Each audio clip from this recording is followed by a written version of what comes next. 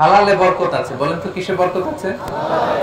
হালালে বরকত, অল্প হইলেও বরকত আছে। ধরেন যে আমি আলুর ভর্তা পান্তা ভাত দিয়ে খাইলাম, কিন্তু খুব তৃপ্তি, স্বাস্থ্য ভালো, সুঠাম দেহ, ফ্যামিলিতে সুখ, ছেলে কথা শুনে, ওয়াইফ নামাজ পড়ে, তাহলে তো দুনিয়াটাই জান্নাত হয়ে গেল, ঠিক কিনা বলেন?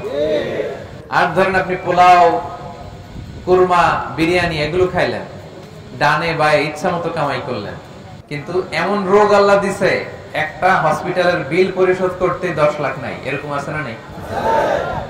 একটা হসপিটালের বিল দিতে যে 10 লাখ টাকা নাই। তার মানে হালালে বরকত, প্রিয় ভাইয়েরা আমার, সুঙ্গাইবুলের ভাইয়েরা, এজন্য হালালের সাথে থাকবেন। সাময়িক ওই লটারি পেয়ে আমি অনেক টাকা পেলাম, ওই জুয়া খেলে আমি অনেক টাকা পেলাম, জুয়া খেলে তো মানুষ আসলে নিঃস্ব হয়, কিন্তু সাময়িক কিছু টাকা পয়সা পেয়ে আপনি এটার সাথে জড়াবেন না। এই জীবনটা একেবারে ক্ষণিকের।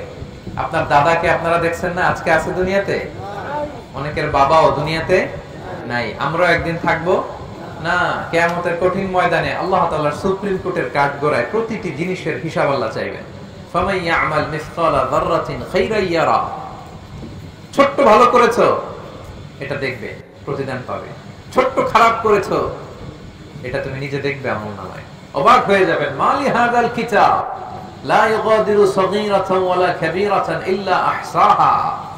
আপনি অবাক হবেন আমলনামা দেখে, আইরে ওই যে সুঙ্গাইবুলিতে একদিন রাত্রে বেলা এটা করছিলাম, এটাও লেখা, তারপর অমুক দিন সকালবেলা এটা করছিলাম, এটাও লেখা, একজনরে একটা ছোট্ট খারাপ কথা বলছিলাম, এটাও লেখা, এক মুরব্বীরে সিট ছেড়ে বসতে দিছিলাম, এটাও লেখা। ভালো যা করেছেন সব প্রতিদান আপনি পাবেন, জমা আছে। আপনার অ্যাকাউন্ট বোঝাই হচ্ছে, পাহাড়ের মতো উঁচু করে আপনার আমলনামায় আল্লাহ এগুলো ঢুকিয়ে দিবে।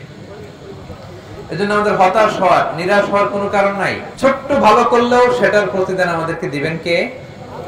ছোট্ট খারাপ করলেও প্রতিদান দিবেন কে? আল্লাহ তাআলা বরকত দেয়ার মালিক। বরকত আপনি চোখে দেখবেন না, আপনি ফিল করবেন, আপনি সুস্থ থাকবেন, আপনার জীবনে, আপনার পরিবারে, আপনার লাইফে বারাকা হবে। বারাকা দেওয়ার মালিক একজন, তিনি কে?